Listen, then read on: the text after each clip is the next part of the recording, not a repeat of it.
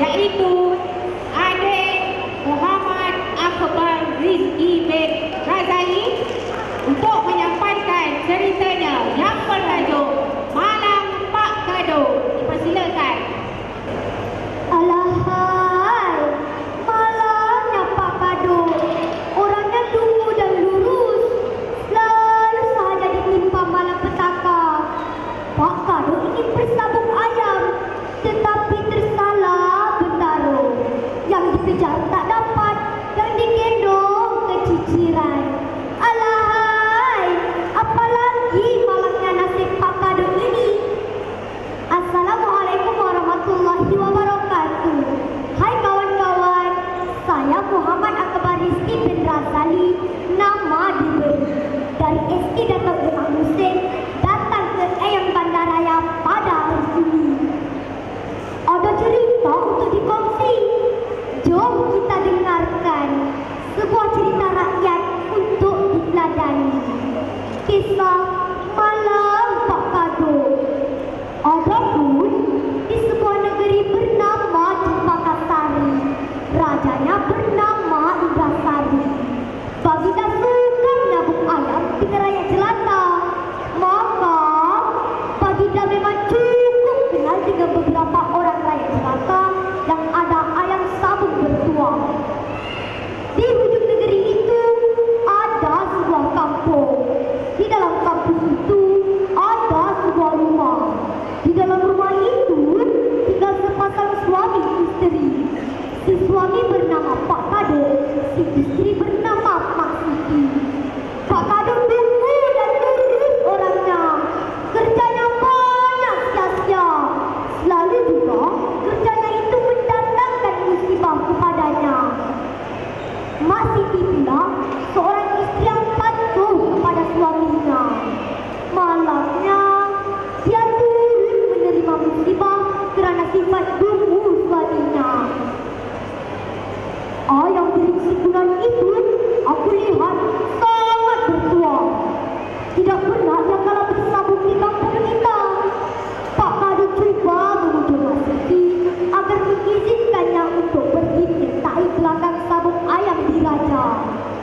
Jikalau begitu, pergilah awak membawa sekunani bersabung dengan ayam raja. Balas Mak Siti memberikan izinan kepada Pak Kado. Aku akan pertaruhkan kampung kita ini kepada raja. Beritahu Pak Kado lagi. Pak Kado dengan hati riang menyuruh Mak Siti menjahitkan baju, seluar dan tengkolok daripada kertas yang dibelinya kemarin. Mak Siti hairan mendengar surat Pak Kado. Bagaimana awak hendak memakai baju dan seluar daripada kertas? Kalau baju dan seluar awak itu cari, bukankah awak akan malu besar? Tidak apa, buatlah kertas. Aku hendak pergi cepat, desak Pak Kado. Mak Siti menjahit saja pakaian itu mengikut kemauan Pak Kado. Setelah selesai ngerjana, Mak Siti memberikan pakaian itu kepada Pak Kado untuk dicuba. Wah, hebat sungguh Pak Kado. Pak Kado benar-benar seperti seorang juara menyabung ayam.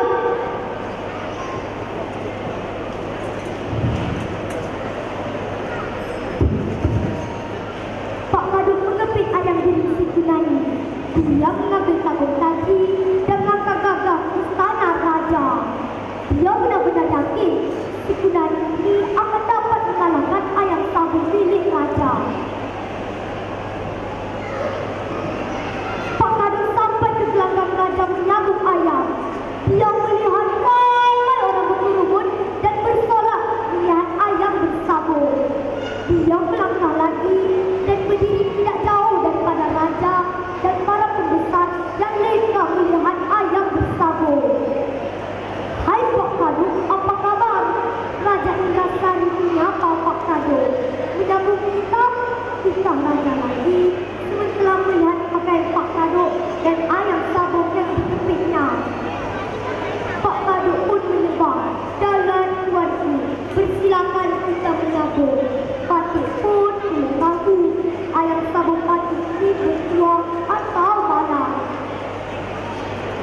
Cuba bawa kemari ayam Pak Kaduk, biar kita lihat. Kita macam Pak Kaduk pun menyembahkan sisinan kepada raja. Raja begitu geruja melihat ayam sabun milik Pak Kaduk. Raja tahu sisinan ini sangat bertuah. Allah ayam sabun baginda jika bersambung dengan sisinan nanti. Raja Indasari kemudian membuatnya dan minta ayam sabun Pak Kaduk si milik Yunani ditukarkan dengan ayam sabun milik baginda. Pak Kaduk ambillah ayam sabun beta yang bernama Segala. Ayam sabun Pak Kaduk ini beta lihat kurang bertuah. Kita baca mendengarkan utara